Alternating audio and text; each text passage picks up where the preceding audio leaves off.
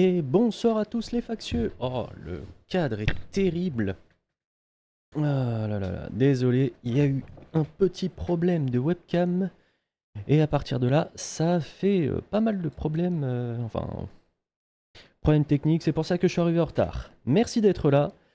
Merci de me rejoindre ce soir pour une nouvelle émission factieuse, dans cette émission amorale politique où on ne juge pas, on n'encourage pas les violences et on les condamne pas non plus.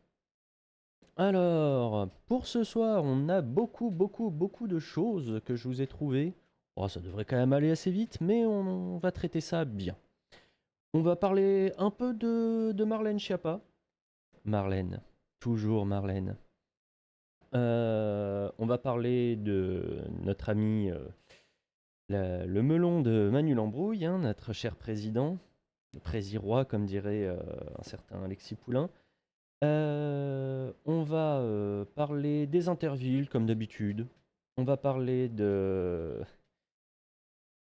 On va parler de... Oh, ça a été... Si, c'est bon, pas d'article 40, c'est bon, j'ai le bon titre. J'ai cru que j'avais encore l'ancien titre. On va juste le mettre à jour. Ok. Et on va parler des Intervilles. Là, je commence à avoir des rubriques qui reviennent tout le temps, donc je les traite comme ça. Là, il y a une rubrique mise à niveau. C'est pour parler des mises à niveau, soit de la police, soit comment ça s'appelle, des intervilles. Comment ça s'organise un peu, comment ça s'équilibre ou comment ça ne s'équilibre pas. Nous allons bien voir avec le temps. Mais, euh, mais voilà, donc rubrique mise à niveau, ça va être une rubrique à mon avis qui va revenir souvent. Euh, Derrière, voilà, c'est un peu mieux quand c'est plus... Voilà, ça va mieux avec le fond. Donc la rubrique mise à niveau, la rubrique législative, où on va parler de la réforme, de la loi, de comment ça va s'annuler, pas s'annuler, vous allez bien voir. Et là, on va finir sur les dernières affaires en cours. Des vieilles affaires et des affaires qui sont en train de s'actualiser, qui sentent extrêmement bon pour notre démocratie. Mais sans transition, on revient à notre magnifique Marlène Schiappa. Marlène Schiappa qui a essayé de s'incruster à la petite rencontre qu'il y avait à Versailles. On se souvient, Emmanuel Macron a fait venir 200 PDG à travers le monde, ce genre de choses, pour leur dire choisissez la France. Et elle a décidé, elle, de se ramener. Elle n'était pas prévue au programme. Pas du tout même. Ça a fait un tout petit truc, si bien que, effectivement, elle s'est fait virer par le responsable du protocole, et c'est le canard enchaîné qui nous le dit. Marlène Schiappa s'est fait brillamment remarquer lors du sommet Choose France. Alors que l'arrivée du chef de l'État était annoncée au château de Versailles, la sous-ministre à l'économie sociale et solidaire, chevelure au vent, vêtue d'un ensemble fuchsia flashy, a tenté de se taper l'incruste dans la cour de marbre. Mes collègues ne sont donc pas là pour accueillir le chef de l'État, s'est-elle faussement interrogée à haute voix, ignorant par là même la présence de Bruno Le Maire, le seul membre du gouvernement habilité à faire le pied de grue. S'en apercevant, le chef de cabinet et responsable du protocole de l'Élysée est illico allé la trouver, lui demandant de quitter immédiatement les lieux. Ce qui a surpris, c'est qu'elle l'ait fait. Voilà. Hein. Parce qu'effectivement, demander à Marlène Schiappa de se barrer, c'est compliqué parfois. D'ailleurs, on espère qu'au prochain remaniement, ou même avant, elle se barre aussi, très vite. C'est un peu ce qu'on espère parce que c'est quand même pas de la... C'est quand même pas génial d'avoir une Marlène Schiappa dans son gouvernement. Franchement, ça dénote d'une une faute de goût absolue. Après, Marlène Schiappa, il faut noter un autre truc, c'est elle n'apparaît pas dans le nouveau classement des personnalités politiques préférées des Français. Ouais, le dernier, je vous avais fait un petit, comment dire, je vous avais fait un petit top, un petit machin comme ça, un petit truc, mais quand on voit la tronche, À force de vouloir dégager les tâches, il va pas rester grand-chose. Oui, bah si tu dégages les tâches, moi je propose de bien dégager les tâches. Pour dégager les tâches, pour être sûr de dégager les tâches, euh, on utilise de l'acide chlorhydrique ou un truc. Non, on n'utilise pas d'acide chlorhydrique. Non, on ne fait pas ça sur les membres du gouvernement. Ça va enlever les tâches, mais un peu trop bien. Et après, on va se faire attaquer en justice. Mais c'est dommage, ça marche bien quand même l'acide chlorhydrique pour enlever les tâches. Mais voilà, les personnalités politiques préférées des Français. Vous êtes prêts? Édouard Philippe, Nicolas Sarkozy, Bruno Le Maire, François Hollande, Bernard Cazeneuve, Marine Le Pen, Fabien Roussel, Véran, Bertrand, Dati. Non mais sérieusement, sérieusement, quand est-ce que arriver et dire euh, juste Édouard Philippe est dans les personnalités préférées des Français? Le mec, on le voit quasiment plus, il n'apparaît plus à la télé.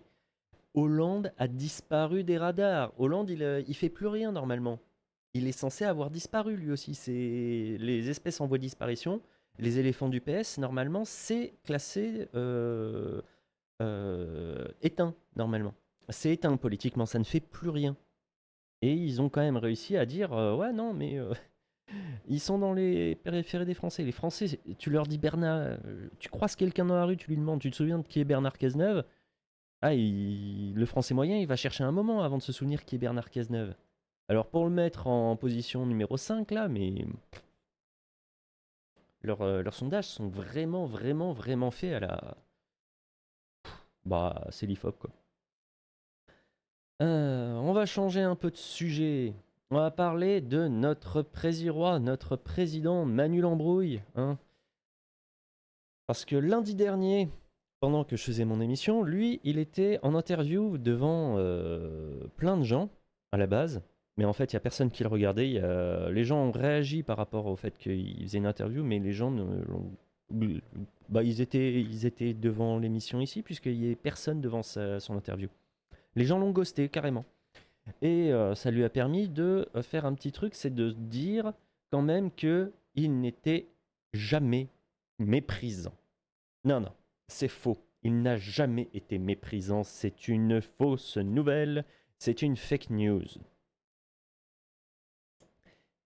Il ne ment jamais aux gens. Il n'a jamais été méprisant. Il ne ment jamais aux gens. On va.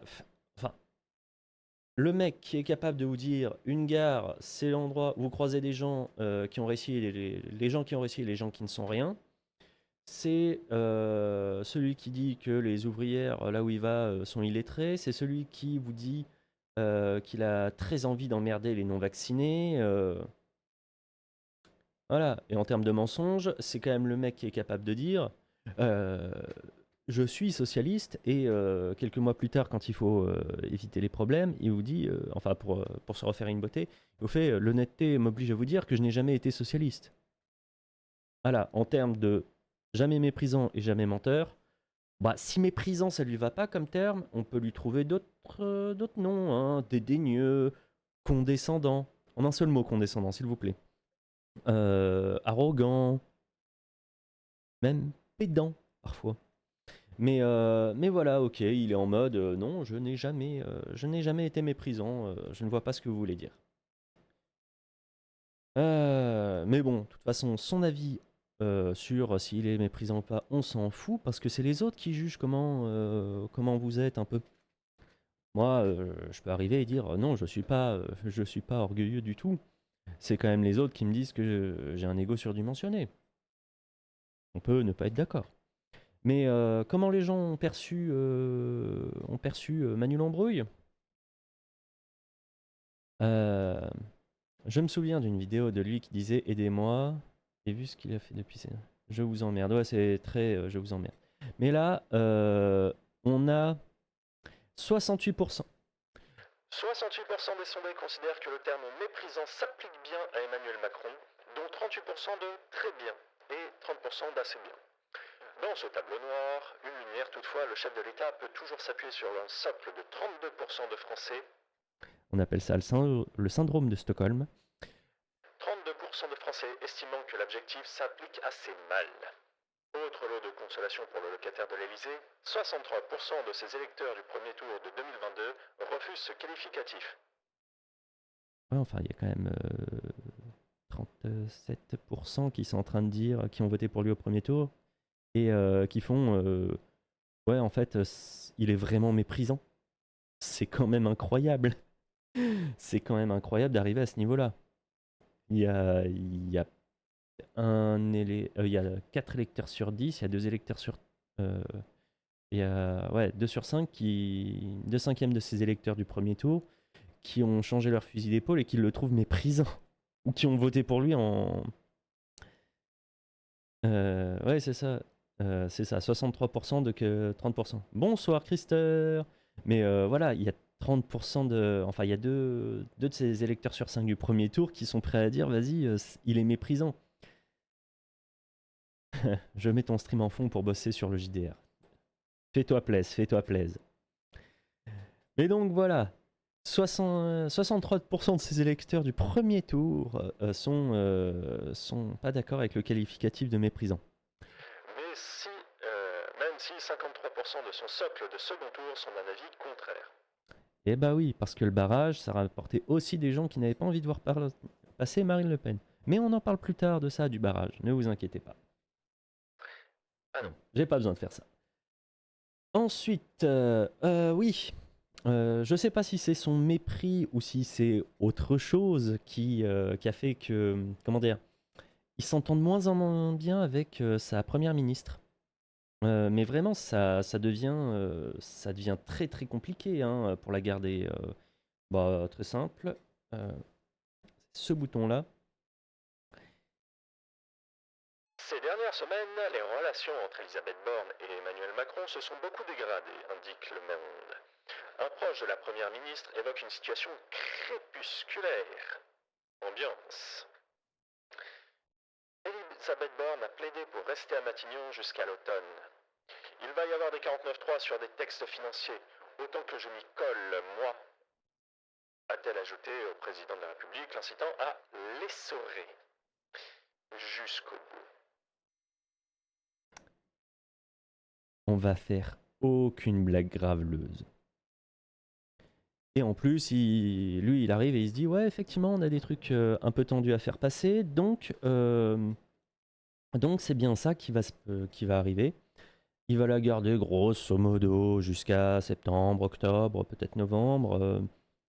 Il va la... Oui, mais c'est normal, quand tu es Premier ministre, tu es conscient d'être un pion.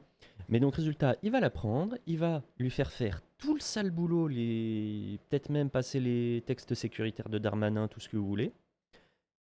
Il va effectivement l'essorer jusqu'au bout, il va s'en servir, mais ça va être terrible.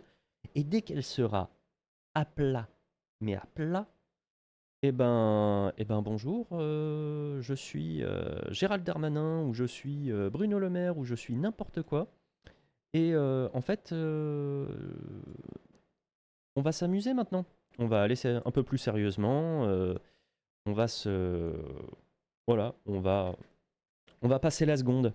Parce que comme ma prédécesseur, elle était fatiguée, un homme de paille, non, non, non, ça s'appelle... l'homme de paille, c'est celui qui vraiment sert à rien, qui fait... qui présente, qui... Mais non, là, c'est pas homme de paille qu'il faudrait dire. Ce serait plutôt ouais, fusible. Elle va être essorée,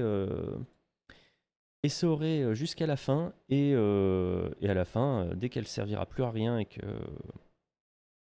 un homme de paille, c'est une fossile. Ouais, c'est ça. Mais elle sert un peu à ça. Et puis quand elle va plus être en état de faire quoi que ce soit. Ils vont la remplacer par quelqu'un qui sera dans les starting blocks et qui sera prêt à faire allez, on y va. On n'était pas assez sérieux jusqu'à maintenant. On va, euh, on va, on va y aller plus fort. Ouais, c'est ça, c'est du pare-feu, c'est un peu. Je vais faire un truc parce que hop, hop, hop, c'est pas. Vous avez pas une belle caméra. J'essaie d'améliorer les trucs, mais normalement je devrais pas le faire en stream. Ah là là là. Contraste, on va faire ça. Ouais, elle est vraiment pas bien cette caméra. Je sais pas pourquoi. Allez, on va s'occuper. Base virale VPS. Ouais, c'est ça, les mises à jour. Les mises à jour. Euh, Ah, c'est vraiment horrible votre qualité de caméra, je suis désolé. De toute façon, vous vous concentrez sur l'important, c'est le fond et c'est pas la forme. Euh, Ensuite, on va avoir une petite partie dédiée, hop, aux 100 jours de Sbeul. Alors, comme d'habitude, le classement, on observe une remontée de Lyon, du Rhône. Deuxième place. Le Nord est toujours premier grâce à ce qu'ils ont fait avec Macron et les 5 ministres qui sont venus. Là, on est vraiment avec voilà, quelque chose qui était magnifique. Ah, le principe. Oui, t'étais peut-être pas là, John Christer.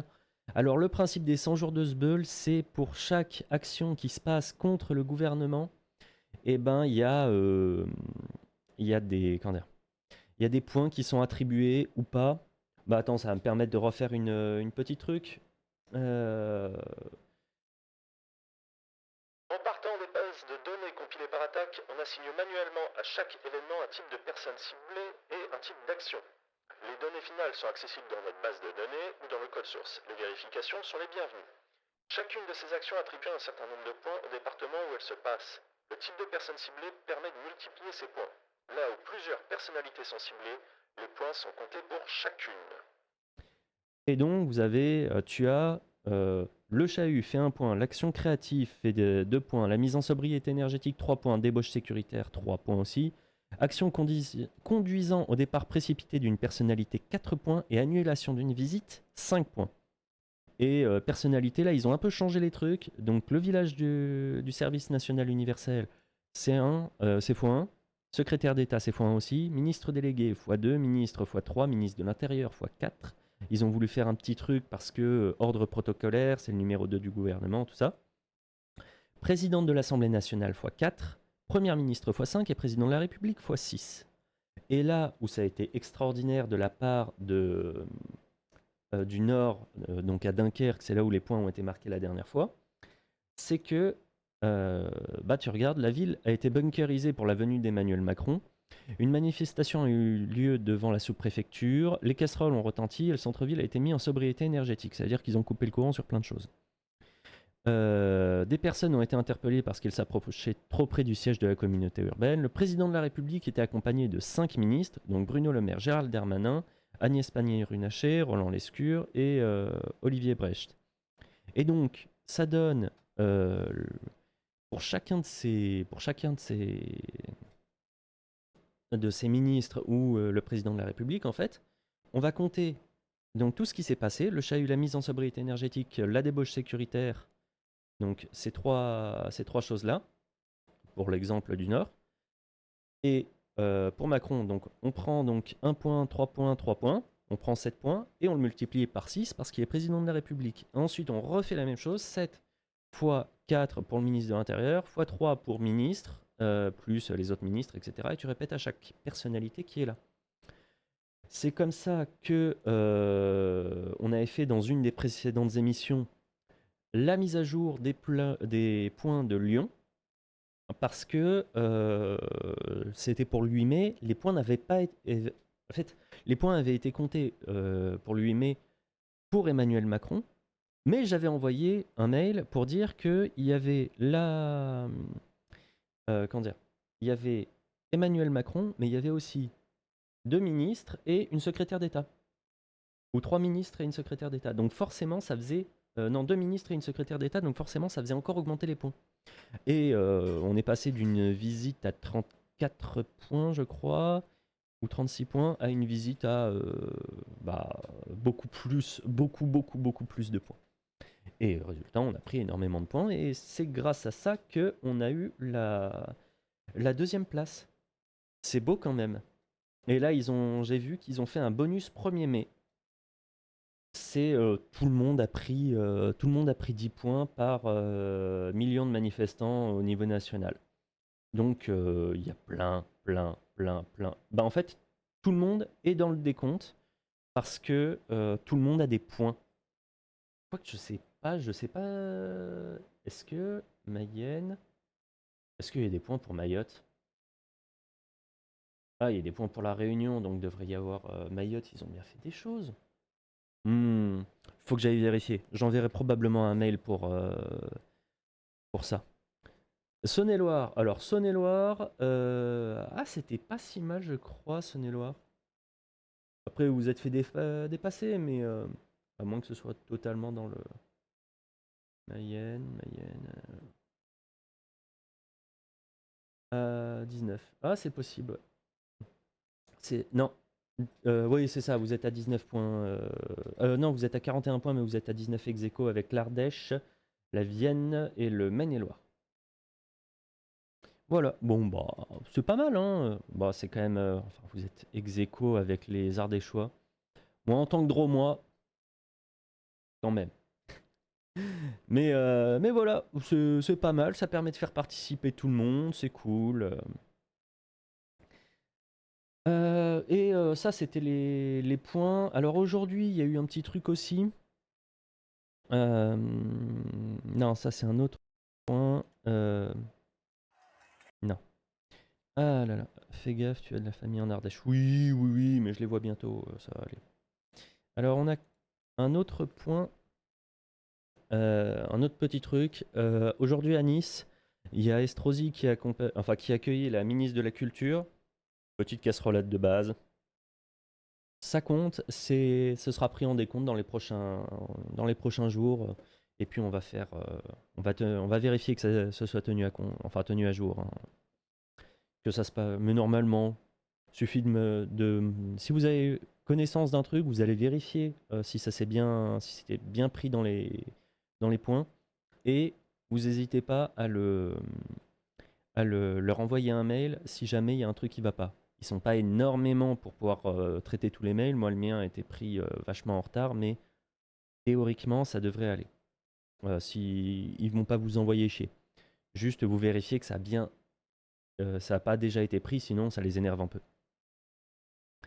Ah oui, là c'est un autre point. Il y a eu une altercation entre des manifestants et le petit-neveu de Brigitte Macron. Et effectivement, les médias ont titré comme quoi il avait été violemment agressé, pris à partie parce que c'était le neveu enfin un membre de la famille de Macron, que c'était vraiment horrible, qu'on voit qu'il y a des gens qui se font agresser alors qu'ils sont même pas des élus, c'est des familles d'élus, c'est horrible, c'est bref. J'ai écouté un peu trop de députés macronistes, mais non en fait, parce que quand on a la version des manifestants et autres, eh ben ouais, il a eu 4 jours d'ITT et c'est lui qui est sorti parce que les gens étaient en train de foutre un peu le sbeul devant. Et c'est lui qui serait sorti pour aller s'en prendre aux manifestants. Il en aurait même jeté un dans les poubelles. C'est classe quand même. Enfin un truc comme ça, la description est assez lunaire. Et, euh, et voilà, par contre, effectivement, on a entendu beaucoup parler de la version bah, pas du neveu en lui-même, mais de son père. Et donc son père qui est en mode ah oui, il s'est fait agresser, c'est terrible, c'est horrible, c'est voilà, c'est tout ce que vous voulez. Et en fait, ce serait pas tout à fait comme ça a été présenté. Ça, c'est à peu près pour résumer les grandes lignes de ce qui s'est passé il y a pas enfin, ces derniers jours. Parce qu'il y a eu pas mal de choses, mais ce qui va être important, c'est plutôt ce qui va suivre dans les rubriques, c'est la rubrique sécuritaire, mise à niveau de la police. Alors, en mise à niveau de la police, bah en fait, maintenant, la police a décidé d'aller, visiblement, d'après les témoignages, la police va directement chez les gens, elle leur passe les menottes, les embarque, et il y en a un donc qui a dit qu'il avait été frappé.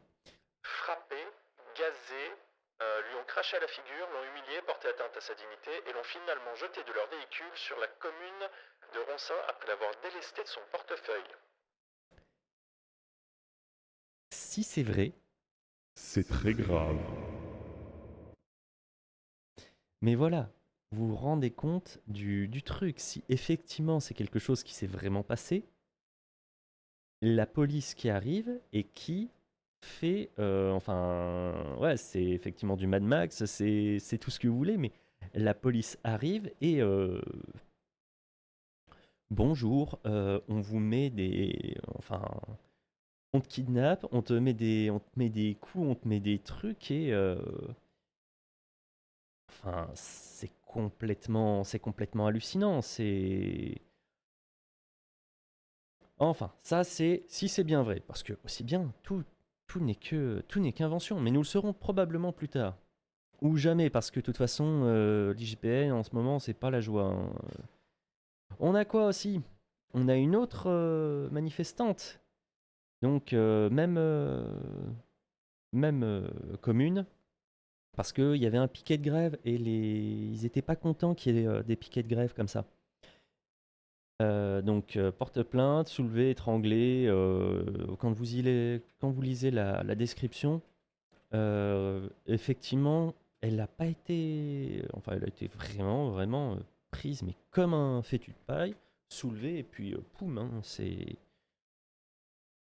Il y a une certaine tension chez les policiers en ce moment. C'est pas. Ah, il y a. Ah, vous voyez, et puis si effectivement en termes de réponse sécuritaire, enfin, l'IGPN décide de ne pas poursuivre, euh, on est. Il y a quelque chose quand même qui va pas bien se passer. On va pas enfin, on va rentrer dans un autre type de gouvernement et de régime. On va pas dire tout de suite ce que c'est, mais vous avez une petite idée. Mais peut-être que l'IGPN fera quelque chose, et dans ce cas-là, ce serait très bien. Ensuite, derrière, le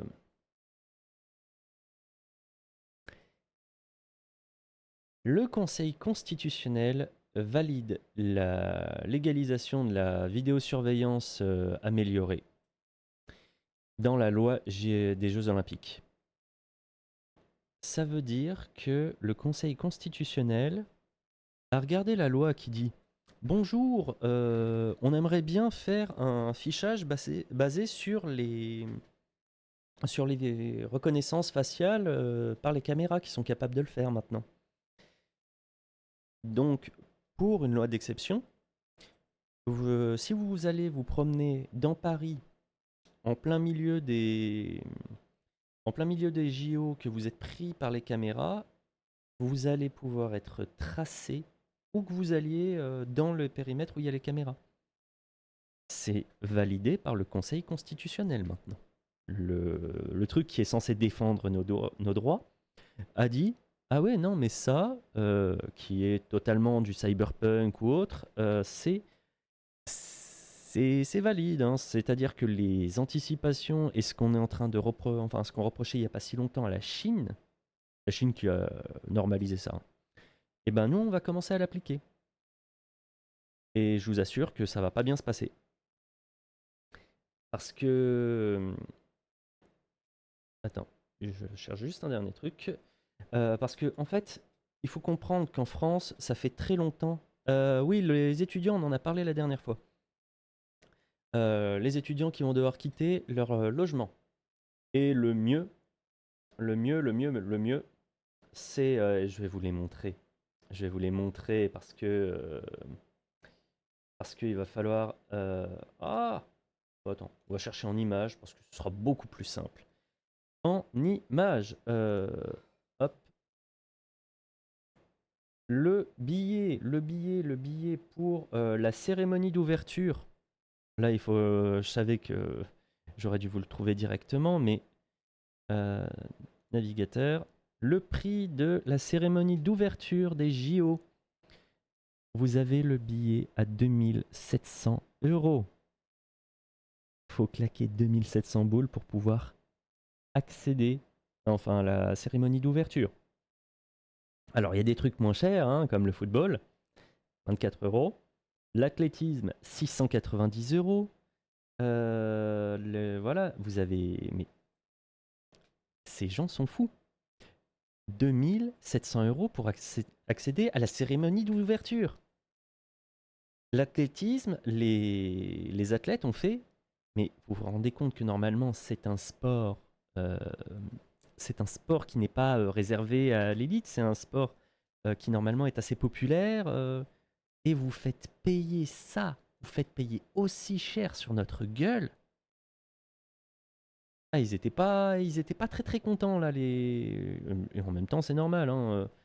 Mais vous imaginez le prix, mais personne ne peut accéder. Enfin, vous aurez personne, quasiment personne qui peut accéder à la cérémonie d'ouverture des JO. C'est un truc complètement hallucinant et halluciné. Derrière ça, enfin, donc, résultat, la loi des JO en ce qui concerne les, la reconnaissance faciale, je vous annonce qu'elle va faire comme beaucoup de lois qui sont à la base pour l'exception, comme plein de lois de l'état d'urgence, comme le pass sanitaire, comme plein de choses. C'est des choses qui vont rentrer dans l'état de droit classique. Et si vous pensiez que le pass sanitaire a disparu, non, le pass sanitaire est suspendu. Ils peuvent le remettre à peu près quand ils veulent. Il n'y a pas de blague à ce niveau-là. Ils sont très, enfin, les lois qu'on a vues, qu'on a pu voir apparaître pendant l'état d'urgence sanitaire ou les états d'urgence successifs liés au terrorisme, les lois n'ont pas franchement disparu et elles sont parfois bah, totalement devenues classiques et droit normal.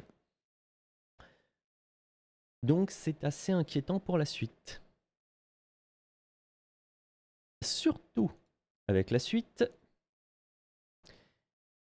Là, vous avez une députée Renaissance qui parle de l'agression du petit-neveu de Brigitte Macron et qui fait « Oui, on sent que la violence monte d'un cran ». Et donc, nous avons le rectorat, un compte, enfin YouTube, Twitter, beaucoup, qui note que toujours aucun mot sur la violence. Toujours aucun mot sur la violence du pouvoir en place pendant que le média étranger voit de plus en plus la France dans un état de régime autocratique vu la gestion de la colère populaire. Évidemment. Et oui, parce que on a ce régime qui parle essentiellement de la violence des manifestants. Enfin, des manifestants envers les forces de l'ordre ou envers les élus. Et même quand ils sont au courant de l'existence de violences envers les manifestants, eh ben, là je vais vraiment vous le mettre en plus grand pour que vous puissiez voir, mais même quand ils sont au courant, là par exemple, la contrôleuse des prisons, c'est pas le terme exact, c'est ma future meilleure amie, la contrôleuse générale des lieux de privation de liberté. Qui elle arrive et qui dit Elle décrit une police violente qui se fout de la loi et du droit, des conditions d'enfermement abominables qui mènent à une justice expéditive qui envoie aveuglément des opposants politiques dans des prisons insalubres où les droits les plus fondamentaux ne sont pas respectés et dont l'objectif est de les briser sans les réinsérer. Et malgré ça, elle condamne les violences en manif. et effectivement il y a donc Bolché Juif et pas le Bolché Geek, hein, qui est aussi un compte qui est intéressant, je regarde un peu ce qu'il fait, mais il y a cette idée que enfin, même quand le pouvoir ou les gens proches du pouvoir, d'une manière ou d'une autre, ou nommés par le pouvoir, sont au courant de la violence perpétrée par la police, ils arrivent et ils mettent en premier lieu les violences faites par les manifestants. Alors que moi, je vous dis depuis très longtemps qu'il ne faut pas simplement opposer ces violences. Donc, parce qu'il faut être très clair, la violence au niveau des manifestants, elle s'explique par l'absence d'écoute du gouvernement. Et ça, c'est quelque chose qui pose énormément de problèmes. La doctrine du maintien de l'ordre des forces de l'ordre, qui dit dès que ça commence à faire chier, vous envoyez les gaz, hein, ou même des gens qui ne sont pas formés à ça, et parfois même les macronistes qui se défendent mais très mal et qui disent oui, machin, il a parlé que les CRS, ils avaient 3 mois de formation de maintien de l'ordre. Ah là là, il connaît pas son sujet, c'est 1 mois. Ouais, donc c'est encore pire en fait. Enfin, c'était pas pour les CRS, mais c'était pour d'autres parties. Mais donc, résultat, il y a des gens qui ne sont pas formés au maintien de l'ordre ou très mal formés au maintien de l'ordre et qu'on envoie faire quand même du maintien de l'ordre. Donc, forcément, ça se passe mal. Et les forces de l'ordre, eux, ils prennent des coups, donc ils sont excédés. Au bout d'un moment, ils ont le droit d'appliquer la doctrine du maintien de l'ordre comme on leur demande. Et c'est pas de la petite réplique, et c'est de pire en pire. C'est les gaz, c'est la NAS, c'est les charges. Ils font des répliques, ils font des actions qui vont cibler l'entièreté du cortège, quand la plupart des manifestants sont pacifiques et n'ont que... il y a un petit groupe, il y a même s'il y a 1% d'éléments violents dans une manifestation, c'est vraiment le maximum, hein. Et vous avez donc ce petit groupe donc, qui se connaissent ou qui se connaissent pas, des gens qui vont perpétrer des violences envers les forces de l'ordre sont quand même un peu réduits comparé à l'entièreté de la manifestation. Et les forces de l'ordre, au lieu de cibler, d'arriver, de prendre les drones pour repérer qui c'est, etc., au lieu de cibler les gens qui vont casser des trucs, qui vont vraiment foutre le bordel, et avoir une manifestation qui est paisible, ils vont appliquer sur donc, des tirs de lacrymo, tout le monde est touché, des NAS qui augmentent la tension, et les charges, c'est toute la première ligne, c'est-à-dire que si votre première ligne, comment dire, le cortège de tête, vous n'avez pas intérêt à mettre des handicapés, des personnes fragiles devant, hein, sinon vous êtes sûr que il va y avoir un mort avant la fin de la journée, hein. En tout cas, dans celle que j'ai pu voir. Et, peu importe comment on rejette la faute d'un côté ou de l'autre, la faute n'est qu'à mettre à un seul endroit.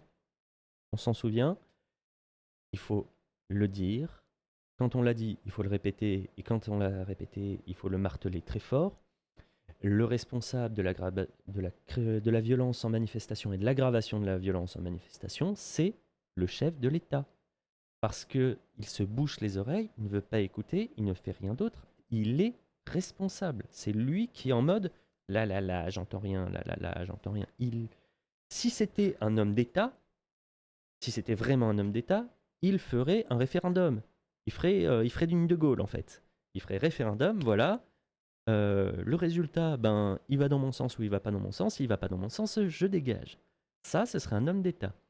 Non. Là, il se comporte au mieux comme un enfant, au pire comme un espèce de tyran cynique qui laisse les prolétaires se frapper entre eux. Mais il n'agit pas comme un homme d'État. Et il faut arrêter de dire que la violence, c'est la faute des manifestants ou des forces de l'ordre. Non, la violence, c'est en premier lieu la faute de Macron. C'est tout. Enfin, c'est tout. Derrière, il va pas taper indirectement, mais c'est lui qui en est responsable. La situation est tendue, la situation est bloquée uniquement par sa faute. Et il faut... Voilà.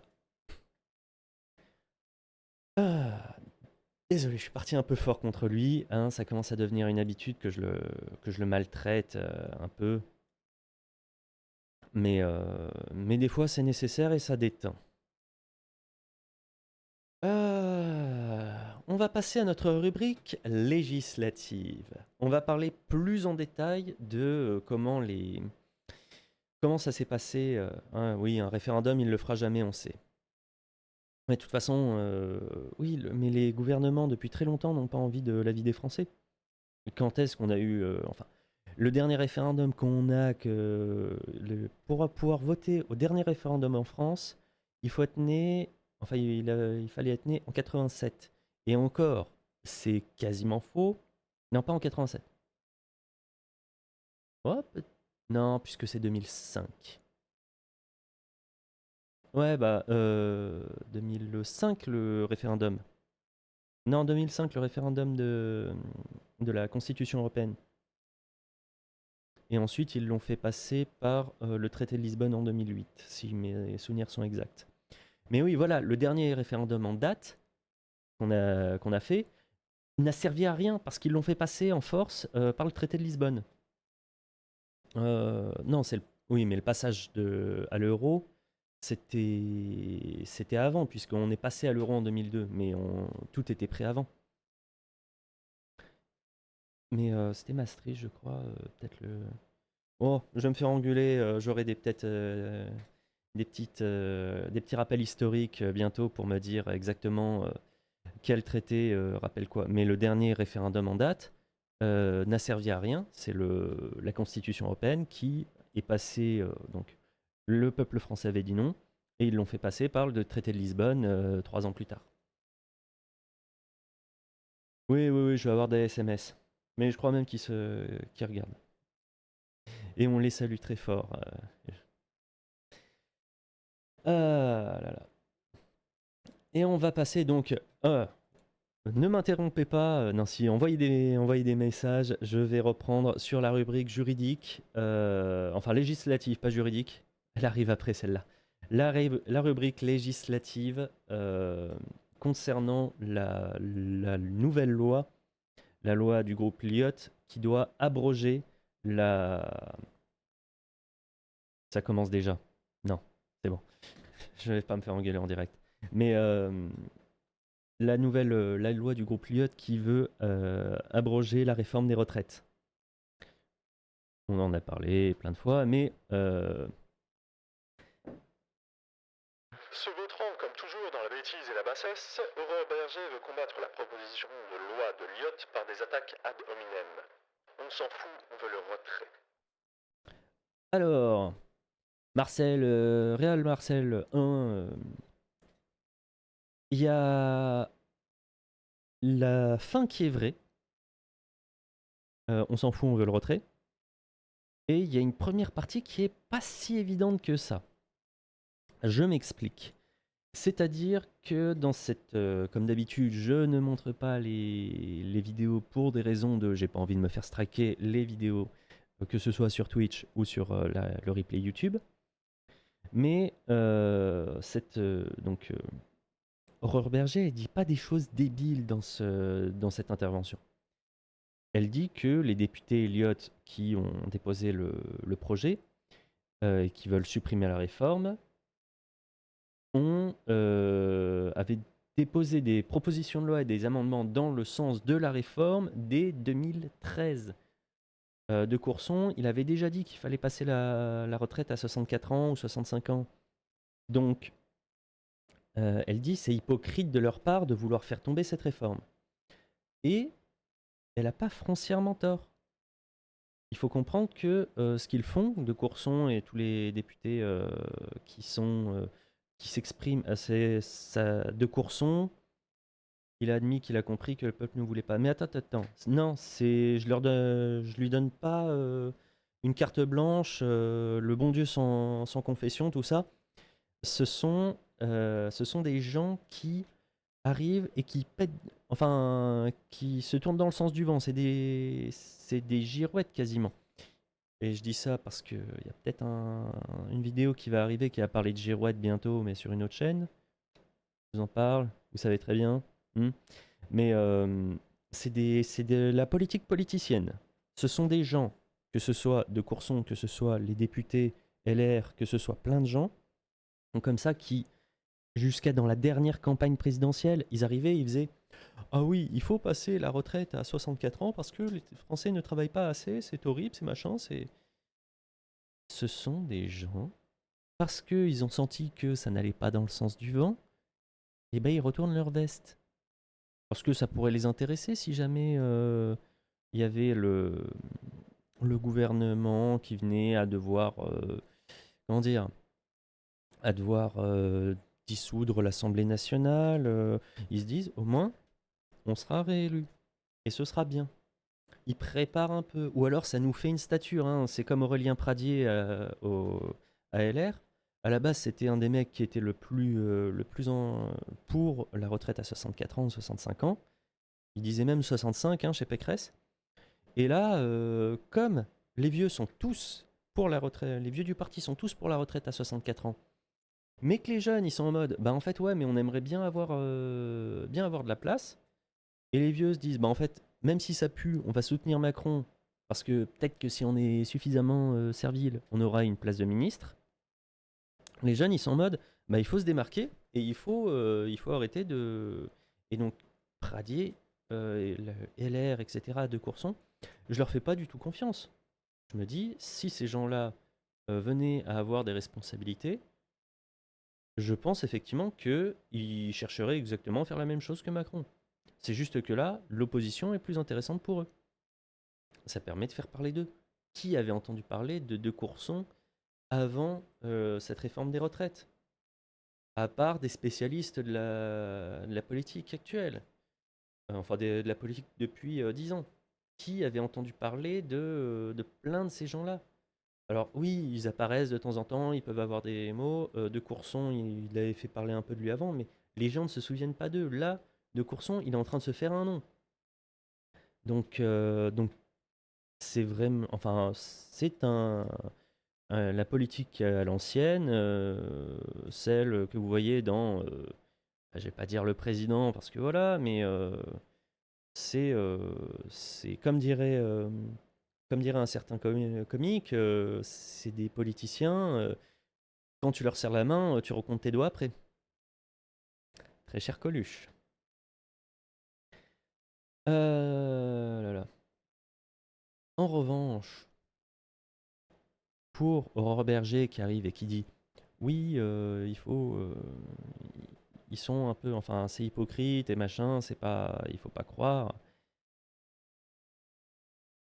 Elle est pas très très bien placée pour, comment dire, elle est pas bien placée pour pouvoir faire la leçon. Que ce soit pour son camp politique, parce que quand vous avez, j'avais noté, cette réforme est nécessaire. Ils vous disent que la réforme est nécessaire, mais non, la réforme n'est absolument pas nécessaire. Et surtout, elle va servir à rien. Plus exactement ça, elle va servir à rien. Donc cette réforme n'est pas nécessaire. Elle ne sert pas à ça.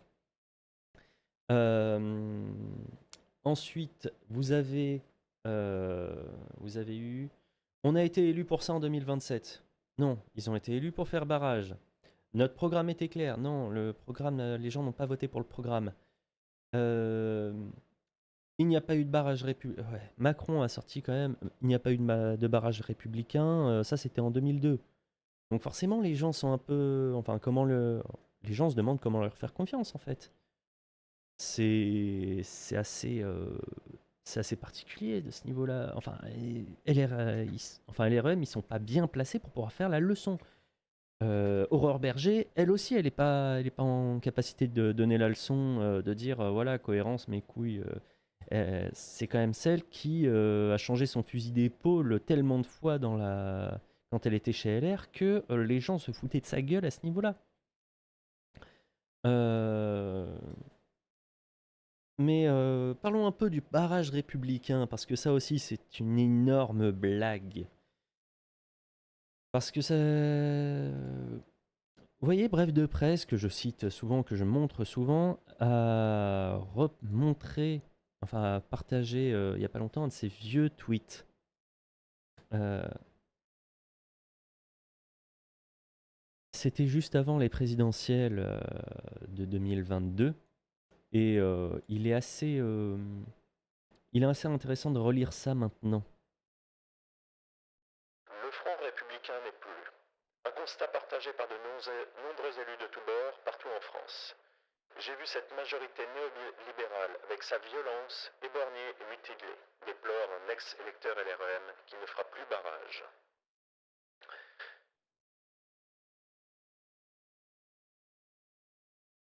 Déjà, il y a un an, on arrivait et on se disait que le pouvoir avait été violent, que le pouvoir n'avait pas écouté, que le pouvoir faisait n'importe quoi. Et il y avait eu barrage. quand même. Par contre, le barrage, il va plus marcher, hein. Le barrage, il va plus marcher. Le barrage, il va céder très fort.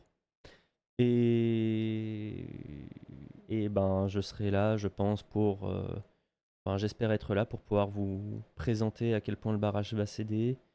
Et je pense qu'une fois que le barrage aura cédé, ça va être radicalement différent et pas forcément bien, que ce soit pour moi ou pour les autres. Ah oui, mais parce que ça, c'était très spécifique à moi, ça suivait le truc, et que Villeurbanne. Dans la section dans la section PS de Villeurbanne, beaucoup d'électeurs de Mélenchon vont voter blanc au second tour. Les gens ont une vie de plus en plus dure, ils ont entendu la candidate du RN parler de pouvoir d'achat et ils n'ont plus confiance en Macron pour les aider. Déjà, à ce moment-là, les militants PS, Mélenchon et autres avaient totalement abandonné l'idée d'être, comment dire, de faire barrage. Aujourd'hui, qui aujourd'hui arriverait et pourrait dire je fais barrage? Mis à part la frange la plus militante des militants de gauche. Vous avez, enfin, mis à part, ouais, euh, lutte ouvrière, NPA. euh, est-ce que un Mélenchon, non, puisqu'il est plus élu, mais est-ce qu'un Adrien Quatennens ou un... Non, bah non, lui, il risque pas de s'exprimer trop non plus. Mais est-ce qu'un François Ruffin arriverait et dirait faites barrage contre Marine Le Pen? Avec tout ce qui se passe juste actuellement. Est-ce que la gauche pourrait arriver et officiellement dire maintenant il faut faire barrage? Je suis pas sûr. Et puis surtout, à mon avis, arriver et dire faire barrage, c'est oublier qui est au pouvoir depuis un certain temps et qui a le plus de pouvoir derrière. Parce que techniquement, l'extrême droite, on peut la bloquer par plein de choses ou l'emmerder très fort. Rien ne peut arrêter le capital dès qu'il est au pouvoir. Parce que, comprenez, ils sont en démocratie. Ouais, déjà, ils ne disaient pas avant à leur faire barrage. Mais rien n'arrête le capital. Le néolibéralisme. Vous comprenez, on est en démocratie. Donc on a le droit de faire ça. Hein, c'est tout à fait démocratique de passer en force. C'est tout à fait démocratique de le faire de cette manière-là. C'est Vous voyez pas, enfin les gens ne voient pas que c'est le plus grand des dangers à ce niveau-là, c'est que tout va bien, ne vous inquiétez pas, nous sommes élus et ça va bien se passer. Nous n'allons faire qu'appliquer un programme que les gens veulent. Et puis il va pas vous faire de mal directement, hein, pas comme notre voisine d'à côté qui est le cible des gens, hein, c'est terrible. Nous, on est juste en train de vous dire que tout le monde va prendre. On va vous prendre votre CDI, qui va se transformer en CDD obligatoire, enfin, qui va se transformer en CDD. On va vous prendre toutes vos sécurités sociales, toutes vos sécurités. Mais comme on vous l'annonce, tout va bien. Euh... Et oui, le barrage, il permet juste au néolibéralisme de faire bien son travail. Et avec votre bonne conscience, s'il vous plaît. Mais pour repartir un peu sur le sujet, je vois quelque chose qui est étrange quand même dans le discours des politiciens, surtout de LREM. C'est qu'ils sont sur une idée de... Enfin, leur discours est complètement à l'inverse de la population. Mais vraiment en opposition, et puis même, comme on a vu avant, ils sont capables de ne pas parler, de ne pas imaginer les violences policières. Et j'ai deux hypothèses à propos de ça. Soit il y a une omerta qui est posée sur tous les députés, tous les sénateurs, tous les membres du gouvernement pour dire ce truc-là, on n'en parle absolument pas.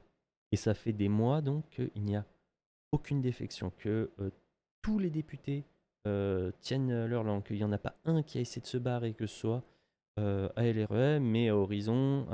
Il n'y en a pas un qui a voté la motion de censure. Ils sont ultra soudés et comment ils tiennent, enfin comment, dans le quinquennat précédent, il y a bien des gens qui sont partis de LREM. Là, il n'y en a pas un seul qui est parti.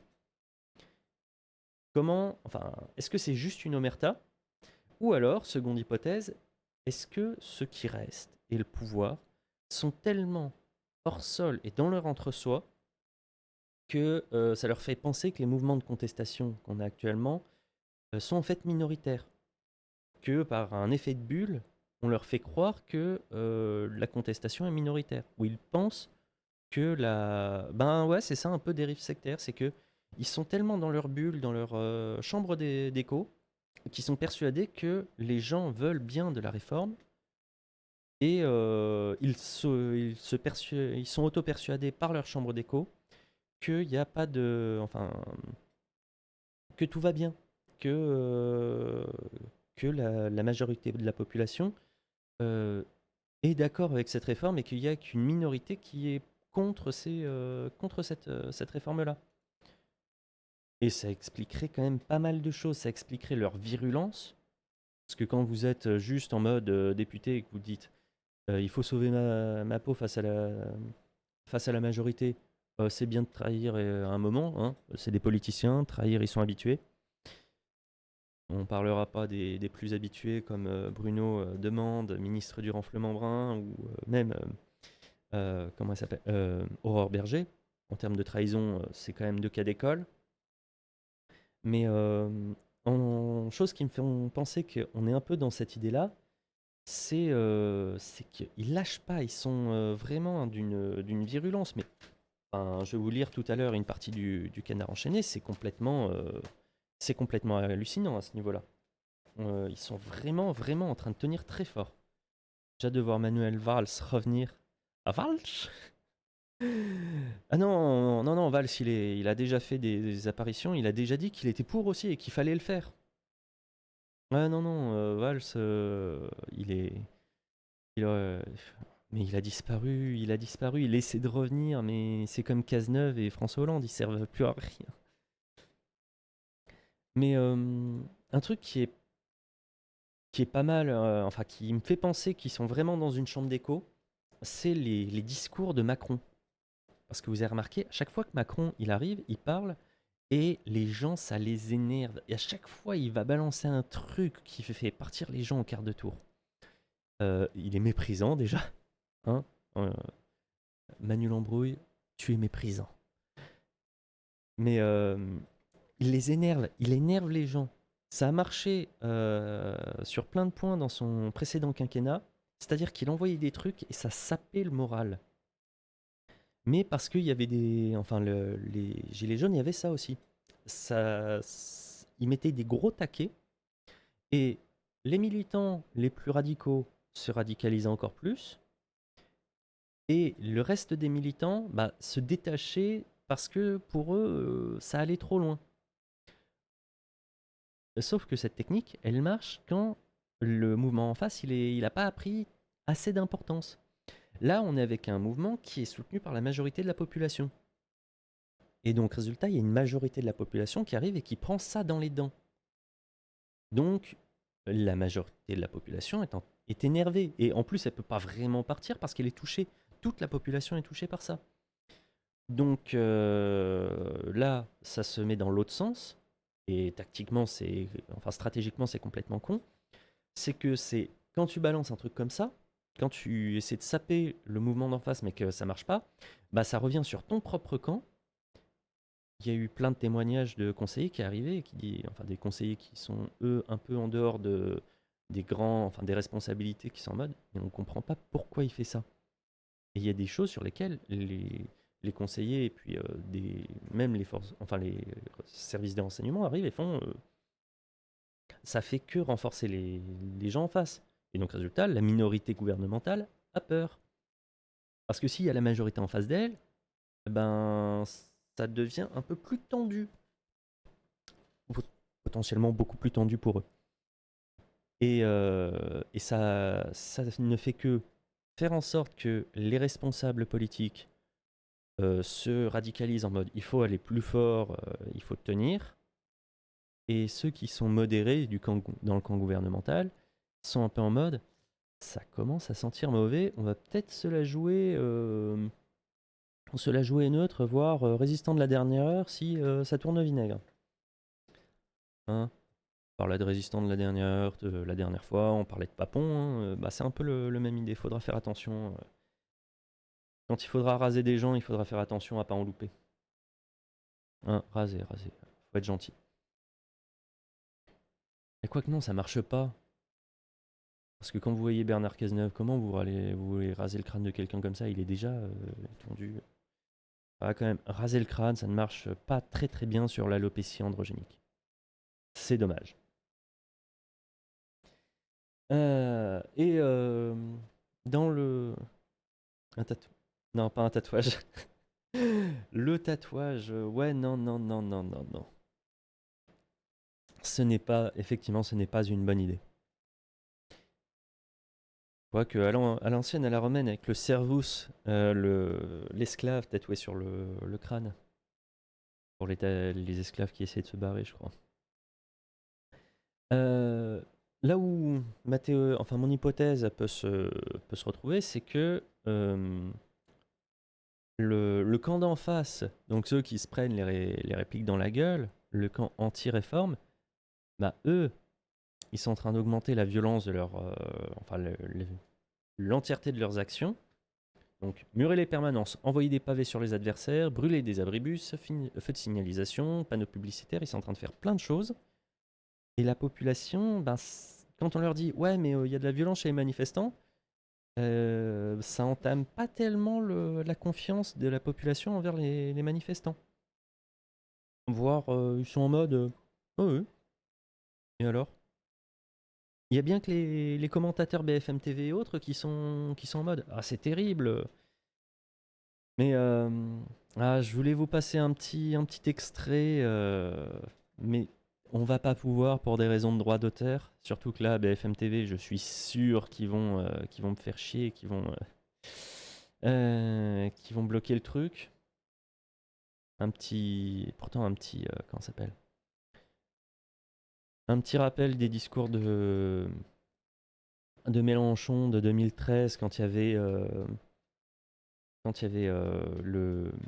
un des responsables RH d'Air France qui venait annoncer des licenciements et qui s'était fait déchirer la veste. Mélenchon qui arrive, non, j'ai pas... pourquoi je serais contre les violences Vous vous rendez compte de la violence que cet homme allait infliger ? Il allait dire, on va refaire des licenciements ? Effectivement, il n'y a pas de violence de la part des PDG. Ils arrivent juste, ils se posent, ils prennent un stylo et ils rayent 2500 ou 2900 noms. Sans violence, sans éclat de voix. Et la violence, elle est là. Et le présentateur BFM TV à l'époque qui arrive et qui fait « Oui, non, mais ça veut dire que la violence va doubler, tripler, quadrupler, quintupler si vous la dénoncez pas. » Oui. Et alors ? Mais voilà, et je le mettrai probablement dans les sources de la vidéo YouTube pour que vous puissiez quand même vous souvenir de ce moment magique et magnifique où vous avez notre cher Méluche National qui fait « Mais oui, mais on nous reproche la violence. Mais en face, ils n'ont pas besoin d'être violents pour détruire des vies. Ils ont juste besoin d'un stylo. » Ah là là. Bon, on en revient à la loi Lyotte pour une autre partie. C'est que Lyotte a toujours les manifestations, toujours. Mais Lyotte qui est arrivé et qui a pas très très bien apprécié le fait que Aurore Berger Aurore Berger et le gouvernement veut faire appliquer l'article 40 de la Constitution, dont on a parlé déjà la dernière fois. Article 40, c'est on ne peut pas présenter de loi qui dégraderait foncièrement les finances publiques. Bref, le truc, ils ont fait voter la suppression de l'ISF, mais non, il n'y a pas de souci. foutage de gueule. Sur l'article 40, ben, Lyot s'inquiète un peu et donc a fait un communiqué de presse. Je vais pas vous le lire en entier. Vous ferez pause sur les replays, sur ce genre de choses derrière. Mais voilà, il y avait cette question, l'article 40, mais l'article 40 quand même, ben, il est déjà, il a déjà été activé d'une certaine manière puisque la proposition de loi a été déposée et acceptée. Donc, demander un réexamen, ce serait ironique parce que ça a déjà été fait.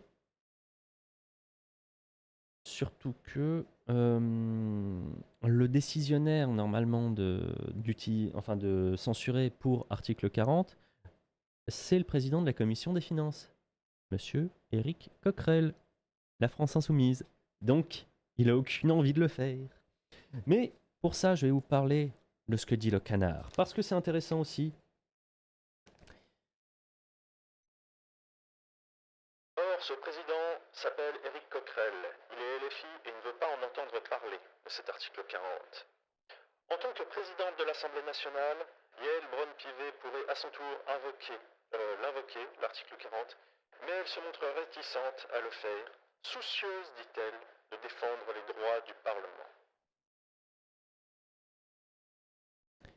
Et comment dire que en fait la majorité, ils décrivent plus loin dans le truc. Ouais, si je vais quand même le faire. Coquerel refuse de respecter la Constitution. Tu dois la faire respecter. Elle lui a lancé Aurore Berger et deux des autres présidents de groupe de la majorité. Cette proposition de loi ne devrait même pas arriver dans l'hémicycle. Non seulement elle entraînerait 15 milliards de dépenses supplémentaires, a renchéri Elisabeth Borne. Mais un non-recours à l'article 40 ouvrirait la boîte de Pandore. Il n'y aurait plus de limite aux propositions de loi dépensière. Ok, comme l'a très bien dit un éminent spécialiste du droit et de la Constitution. Non, c'est pas le spécialiste du droit, c'est François Mal au Sénat.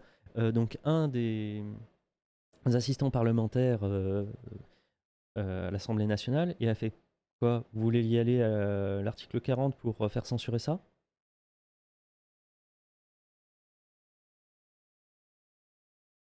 Chiche. Parce qu'en fait, ce qui va se passer quand si les gens arrivent et disent, enfin, si les députés font LREM font censurer la loi par article 40, ben Éric Coquerel peut arriver et tout projet de loi qui dégraderait les finances publiques, mais même juste un tout petit peu de la même manière, notamment des suppressions de taxes, ce genre de choses, bah ils pourront pas les faire. Article 40. Alors effectivement, si vous supprimez la proposition de réforme, d'abroger la réforme des retraites, ok, mais vous ne supprimez plus rien du tout et c'est ingouvernable. Toutes les modifications de taxes, d'impôts ou quoi que ce soit, terminé, c'est mort. Puis même toute loi d'ailleurs qui dégraderait la finance publique. Vous connaissez beaucoup de lois qui n'ont pas d'impact sur les finances publiques? Juste vous autorisez ça, ou vous perturbez ça, ou... normalement la loi ça interdit plutôt qu'autoriser, mais ça va débloquer, enfin si vous interdisez quoi que ce soit, il va y avoir des moyens supplémentaires à devoir mettre. Là, mettons, il y a une nouvelle loi Avia qui arrive et il faut censurer sur internet puissance 10 000. Mais oui, mais il faut payer des gens pour vérifier ça, donc ça va dégrader les finances publiques. Vous faites une loi pour aller faire plus de contrôles dans les entreprises au niveau de l'égalité homme-femme et des nouveaux indicateurs à vérifier. Mais oui, mais ça a demandé plus de sous, plus de choses. Donc ça va dégrader les finances publiques. L'article 40, théoriquement, vous pouvez l'utiliser pour bloquer n'importe quoi. Et ce serait bête quand même que la majorité ouvre cette boîte de Pandore de l'article 40 qui sert à bloquer. J'aurais dû le mettre en nouveau moyen de lutte, ça, l'article 40. où le président de la commission des finances a potentiellement la capacité de bloquer 95% des textes qui lui sont présentés. S'il décide d'être très con, effectivement, il peut le faire. Là, là, là, là. Ah oui, pour le vote bloqué. Pour le vote. Donc, il y a. Ah oui, ça c'était un des commentaires, enfin plusieurs commentaires qui arrivaient. Bon, déjà, Elisabeth Borne qui arrive et qui parle de 18 milliards dans les médias pour dire que ça dégrade les comptes publics. Et donc pour dire que justement c'est le président de la commission des finances qui décide. Et de Courson qui s'inquiète un peu du fait que, ben oui, ne pas laisser voter cette loi, ça poserait un peu problème au niveau de la représentation nationale. Hein, de la démocratie, ce genre de choses. La précédente réforme est passée n'importe comment. Si le fait de l'abroger ne passe pas, effectivement, ça fait vraiment, vraiment pas sérieux. Hein. Et c'est un peu le résumé de ça. Enfin, d'Interville-Macron. Si l'article Mes excuses.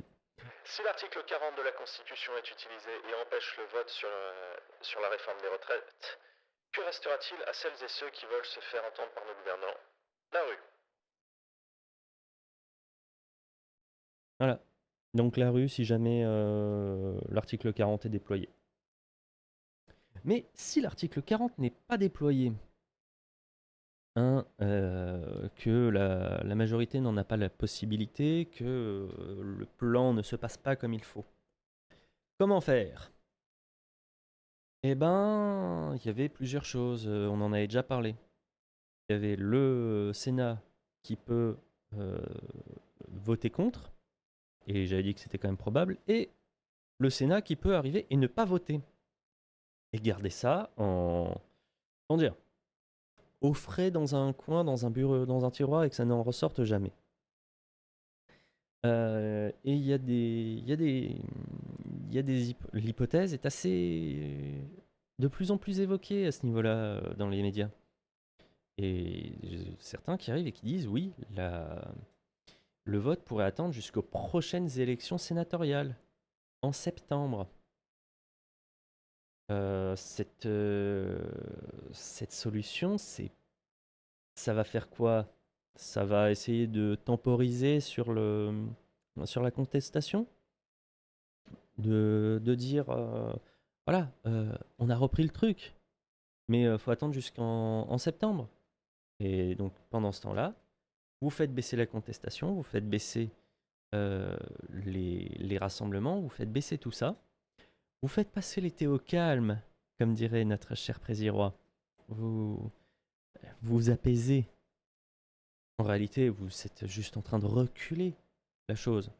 Et puis en septembre, dès qu'ils feront passer et que ce sera annulé, parce qu'il faut quand même pas se cacher, hein, ça va pas, le Sénat va pas changer radicalement de tête. Déjà, premièrement, parce que c'est que la moitié du Sénat qui est renouvelé.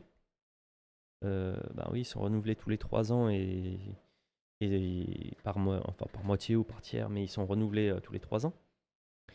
Et deuxièmement, c'est pas vous qui allez voter aux élections sénatoriales. C'est vos représentants. Maires, conseillers municipaux dans les communes suffisamment grandes, sinon ce n'est qu'une partie des conseillers qui votent. Sachant que dans les grandes villes, vous avez des élus en plus par tranche de je sais pas combien par tranche de 800 personnes, je crois. Il y a 160 000 personnes qui votent au sénatorial. Et ça se renforce. En fait, vous avez un renfort du vote par rapport à ceux qui sont déjà présents. Parce que déjà les sénateurs peuvent voter pour eux-mêmes directement. Sur 160 000 personnes, ça fait pas énorme. Et les conseillers municipaux, quand vous êtes un- avec une ville qui est plus grande que juste la limite, et ben en fait, ils désignent des votants de confiance supplémentaires. Donc les grandes villes ont un poids encore plus important que les petites villes pour essayer de compenser un peu le truc, que ça fasse pas comme aux États-Unis où les les États ruraux ont plus de représentants par nombre d'habitants que les côtes est et ouest en fait. Les États ruraux, il y a un représentant pour X milliers d'habitants, et les grandes villes, il y a un représentant pour 5, 10, 15 fois plus de monde. Là, pour éviter ça, et que les grandes villes se fassent pas un peu dicter la loi par la ruralité, eh ben, même s'il y a une limite au nombre de conseillers municipaux dans une mairie, eh ben, en fait, on remet des votants en plus pour s'assurer que les villes soient à peu près bien représentées. Même si c'est d'énormes villes, etc. Enfin, quand c'est d'énormes villes, ils s'assurent que ça soit bien représenté en remettant des gens qui normalement n'étaient pas censés voter. Le principe des élections sénatoriales, c'est quand même bah, garder une chambre, la deuxième chambre, assez maintenue proche du pouvoir et représentants des collectivités territoriales. Euh, les sénateurs ne risquent pas leur place s'ils votent contre la réforme des retraites. Même si ils sont réélus, enfin même s'ils sont, il y a peu de chances qu'ils soient pas réélus. C'est très simple, il y a 2 sénateurs, je crois, au RN, alors qu'il y en a, il y a je sais pas combien de députés RN. Vous voyez, en termes de représentation. Et je pense pas que si on en a 2 ou 4 de plus dans en septembre, ce sera vraiment le bout du monde, hein. Il n'y a pas assez de maires qui puissent impacter pour que ce soit à nouveau des RN qui soient élus et changer la représentation nationale dans la chambre haute. Enfin, chambre haute ou chambre basse. Bref, chez les Sénex. Le Sénat, Sénex, ça vient de sénile. Enfin, c'est même racine que sénile, ça veut dire vieux. Euh, Et donc, résultat, en attendant le vote, bah, ça fait tomber ça devrait faire tomber les mouvements sociaux. Ça, c'est la théorie. Parce que je crois que les Français, ils n'ont pas forcément beaucoup d'argent pour aller en vacances. Et s'ils n'ont pas d'argent pour aller en vacances, et mais qui sont près de chez eux, et qui s'emmerdent un peu, qui se tournent les pouces, je pense qu'ils vont être extrêmement créatifs pour aller emmerder les forces de l'ordre. Et les gouvernements et ce genre de choses. Plein de gens qui redoublent enfin qui devront utiliser leur temps à bon escient. Vous inquiétez pas, ça va être merveilleux à mon avis. Si vraiment ils font durer le vote jusque-là, ça va être merveilleux. Mais on va arrêter sur ce long dossier qu'est la réforme des retraites, parce que, enfin, l'abrogation de la réforme des retraites. Là, on va parler du dernier point de la soirée, les affaires en cours. Parce que on a, comment dire, Monsieur Carlos Martins Bilongo, qu'on avait déjà vu la dernière fois parce qu'il était, enfin, il était soupçonné d'avoir détourné 200 000 euros. C'était ce détournement de fonds ou c'était je regarde juste mes notes de la dernière fois quand même. Parce que, oui, c'est la dernière partie que j'ai fait un peu. J'ai fait au plus vite.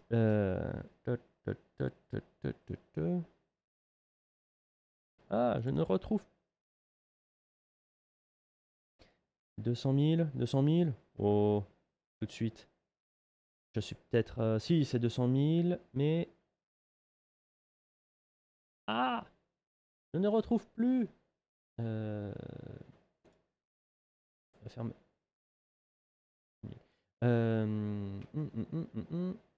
Ah, il avait pris 200 000 balles quelque part. Mes excuses, c'est la dernière partie du. Ah, oui. Évidemment, si je fais n'importe quoi, ça se voit. Euh,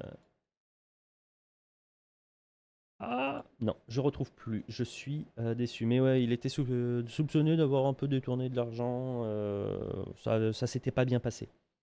Et bah là, à bénéficier donc. Le député LFI Carlos Martins Bilongo avait bénéficié d'un logement social qu'il sous-louait à sa sœur alors qu'il était propriétaire de 2 appartements. Voilà, sous location d'un logement social, je sais pas dans quel cadre tu peux le faire. Et un autre truc qui est aussi qui sera à vérifier, je ne sais pas si ça s'est bien fait, mais normalement quand vous sous-louez enfin quand vous louez ou sous-louez à quelqu'un de votre famille, elle ne peut pas toucher les aides. Et j'aimerais beaucoup savoir si elle a touché ou pas des aides qu'elle n'aurait pas dû toucher.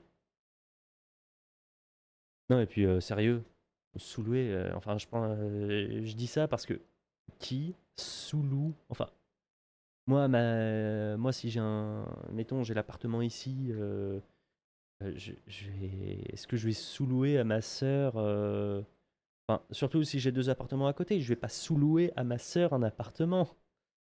Euh, Soyez un peu gentils entre frangins frangines, c'est pas sympa. Tu vas juste prêter ton bout de canapé. Oh ouais non mais oui en plus j'essaie plutôt d'être sympa avec les gens, mais sous-louer à quelqu'un, c'est vraiment, enfin tu prêtes l'appartement et puis basta. Ou alors tu fais en sorte, ouais mais il pouvait pas faire en sorte qu'elle reprenne l'appartement derrière. Mais sous-louer à quelqu'un, c'est vraiment, enfin un membre de sa famille. Vraiment, vraiment, vraiment. C'est pas.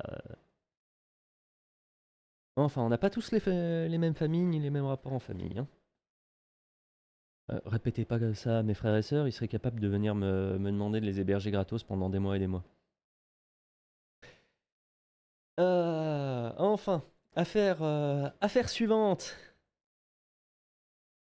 Affaire des écoutes. Pour la première fois dans l'histoire de la République, un ex-chef d'État a été reconnu coupable dans une affaire de corruption. Nicolas Sarkozy vient d'être condamné à 3 ans de prison, dont un ferme sous bracelet électronique à domicile.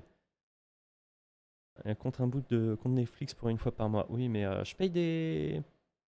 J'essaie de payer des restos ou des trucs de temps en temps pour rembourser le compte Netflix que je vais bientôt plus pouvoir. Ouais, ça aussi, Netflix qui fait en sorte que bientôt on pourra plus se partager les comptes à travers toute la France et toute l'Europe. Franchement, Netflix, vous êtes pas gentil. Mais donc, on reparle de Sarkozy, hein? Condamné, oui. Et puis en plus, je l'ai même pas dit comme ça. Affaire des écoutes. Pour la première fois dans l'histoire de la République, un ex-chef d'État est reconnu coupable en appel. En appel, j'en ai peut-être pas dit en appel. Dans une affaire de corruption. De toute façon, les chefs d'État, ils n'étaient pas forcément bien ciblés avant.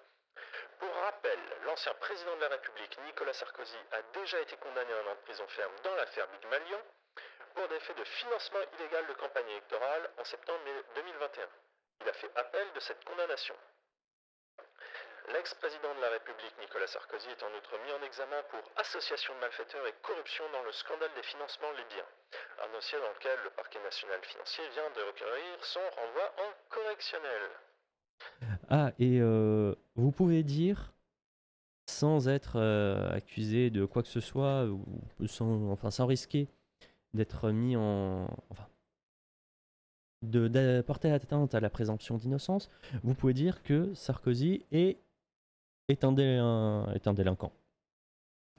Parce que il a fait appel de sa condamnation, enfin de sa condamnation pour corruption, mais l'appel en cassation n'est pas suspensif. Donc jusqu'à la fin jusqu'à la fin de l'affaire en cassation, il est quand même reconnu coupable. Donc c'est officiellement un petit délinquant. Autant là, l'affaire Big Malion, il est toujours présumé innocent parce que ça va en appel. Mais là, la cassation, mais vous fumez, monsieur. Mais donc, résultat, vous pouvez arriver, vous pouvez dire à monsieur Sarkozy, bonjour, monsieur le délinquant. Et on note aussi qu'il avait dit qu'il ne fallait pas qu'il y ait d'aménagement de peine pour des condamnations supérieures à 6 mois. À 6 mois ferme.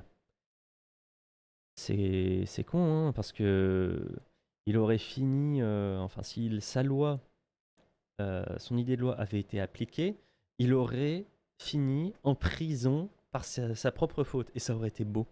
Ça aurait été beau. Mais beau, mais beau. Et petite dernière partie que j'ai peut-être un peu manqué de temps pour pouvoir la préparer bien. Mais je vais quand même vous en parler parce que c'est important. C'est toujours en rapport avec Sarkozy.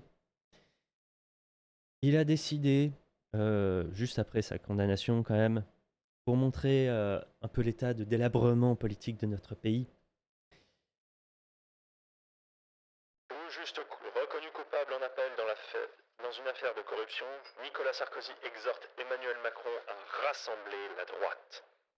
L'ex-président de la République vient d'être condamné à la prison ferme pour la seconde fois dans 2 affaires, une situation inédite. Bon, Au-delà de ça, ça veut dire que Sarkozy, par cette simple déclaration, arrive et dit bah en fait, Ciotti, il sert à rien, LR, ça sert à rien, j'aimerais bien que, vas-y, phagocyte-moi tout ça, histoire que je reprenne une place, histoire que je sois protégé. Hein. C'est un peu l'idée. Mais c'est intéressant de voir Sarkozy dans ses retranchements parce qu'il il dévoile un peu le jeu. Il dévoile que LR ne sert à rien. Il dévoile que... parce que sinon, il serait allé derrière LR, il serait allé derrière plein de choses, mais il dévoile que il est cramé, qu'il est fumé et qu'il a besoin d'être protégé. Il aimerait bien être Premier ministre, par exemple. Ça a été dévoilé dans plusieurs médias. Le dernier référendum. Ouais, c'est ça. Le dernier référendum était en 2005, donc être né en 1987. Mais ça, c'est pour le dernier référendum en date, et pas le dernier référendum qui a eu une action. Ça, c'est encore plus, c'est Maastricht, donc c'est quelques années plus tard. Mais donc Sarkozy qui dit, c'est que de la blague. LR n'existe que parce que il faut faire illusion. Mais là, s'il te plaît, Macron, Monsieur le Président de la République, c'est bon, on a assez joué. Fusionnez-moi les Républicains et Renaissance et Horizon et tout ça. Refusionnez-moi tout ça. Parce qu'en fait, j'aimerais bien en prendre le contrôle histoire de me sortir des emmerdes. Je pense qu'il y a un truc comme ça, mais si tu arrives et que tu dis oui, il faut refusionner la droite, ben ouais, mais t'avoues clairement et simplement que tout ça n'est qu'un. Oh, prenez le PS au passage. Oh. Mais non, parce que le PS, tu n'as pas. Tu as vu le sondage de début d'émission. Dedans, il y a François Hollande et il y a Bernard Cazeneuve. Tu crois qu'ils sont là parce qu'il fallait mettre 2 noms de plus? Non, ils sont là parce que le PS essaie de se ressusciter. Parce que, enfin, le PS, même Hollande et Cazeneuve essaient de se ressusciter. Donc, ils vont essayer de refaire une OPA. Enfin, plus personne va les écouter, mais ils essaient de revenir. Il y a un. Je crois qu'il y a. Donc, Bernard Cazeneuve, il a des soutiens. Ça représente rien en termes de population, rien en termes de votants, mais ça représente énormément de réseaux. Mais les gens n'ont plus rien à foutre de lui. Mais ils essaient de faire ça. Et en plus, ils vont pas se tirer entre les pattes. Entre François Hollande et Sarkozy. Ils étaient très contents, tous les deux, de s'affronter quand même pas mal de fois. Mais ils aimeraient bien revenir à un truc comme ça, un peu à l'ancienne. Ah, vas-y, on se refait pas une jeunesse entre 2007 et 2017. Là, les 10 ans, ils étaient parfaits avec Sarkozy qui était au pouvoir et Hollande qui allait le prendre derrière. Et puis ensuite, Hollande a pris le pouvoir et Sarkozy est dans l'opposition. Mais il y a toujours des. Ils sont toujours élus, ils sont toujours. Allez, bonne soirée Christer. Mais ils sont toujours élus, ils sont toujours dans le truc. Et ils gardent du pouvoir et de l'influence. Eux, ils sont plus rien. ils sont plus rien officiellement. Officieusement, c'est pas la même. Parce que si Hollande arrive à avoir autant de soutien, Hollande et Cazeneuve arrivent à avoir autant de soutien dans leur camp, c'est pas pour rien. Et si Sarkozy ne tombe pas, qu'il n'y a pas des gens qui lui crachent à la gueule quand ils le voient, et qu'il arrive toujours à avoir autant d'influence. Je rappelle, il y a quelques années, il n'était plus élu quoi que ce soit. Wauquiez avait dit que Sarkozy c'était, grosso modo, il avait dit que Sarkozy c'était une pauvre merde, ou pas loin. Il avait craché sur tous les républicains.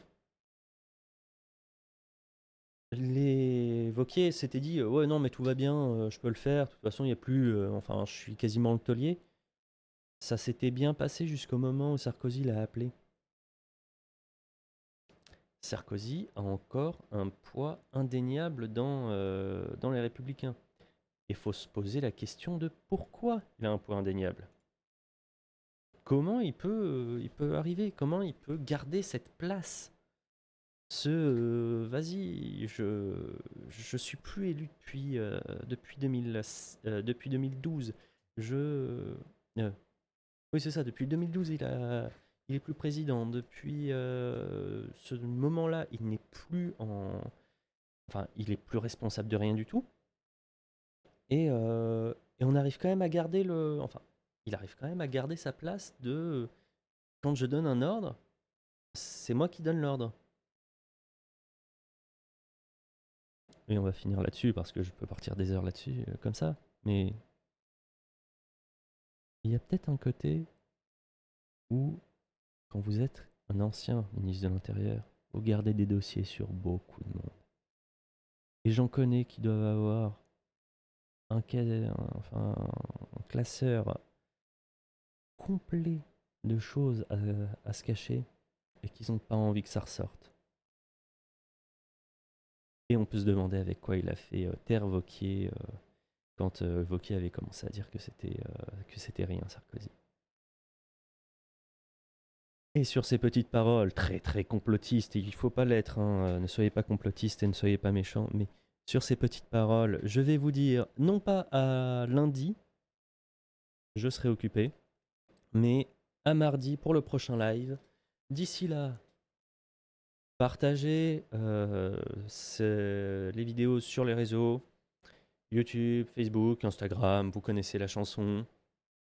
Oui, parce que même maintenant sur Facebook, j'envoie j'envoie des publications, donc vous pouvez les partager sur Facebook et les gens voient ça directement. Ils peuvent cliquer directement, c'est très beau. À partir de là, vous partagez. On se retrouve mardi. Vous prenez soin de vous. Je vous souhaite une bonne soirée. Et ne soyez pas trop factieux.